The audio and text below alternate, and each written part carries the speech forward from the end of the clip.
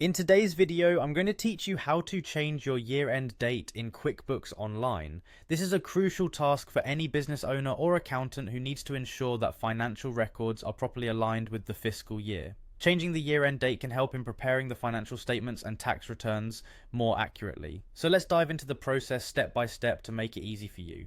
First, you'll need to sign in to your QuickBooks Online account. Make sure you're using the correct account credentials, as this will ensure you have access to make changes in your QuickBooks settings. Once you've logged in, direct your attention to the home page where you'll want to locate and click on the settings icon, usually represented by a gear icon. This is your go-to spot for modifying your account information.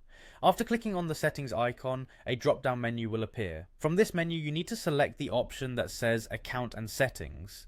This is where you can access and adjust the core information of your QuickBooks account. Within the account settings, there's a category called Advanced.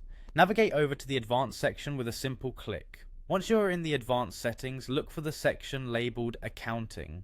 This is where the magic happens. Click on the Accounting option and you'll be presented with various accounting related features and settings. Here, you'll notice a feature titled Close the Books. If this isn't already activated, go ahead and turn it on.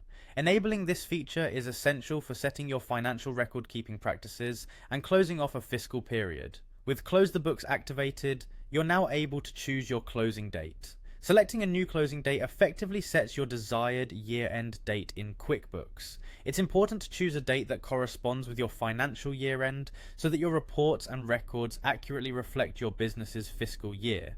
Take a moment to carefully select the specific date you need. Finally, don't forget to hit save after selecting your closing date. This will ensure that all changes are secured in the system, preventing any unintentional loss of your new settings. It's always a good practice to double check that the year-end date you've set is correct before saving, and that's it. With these simple steps, you've successfully changed your year-end date in QuickBooks Online.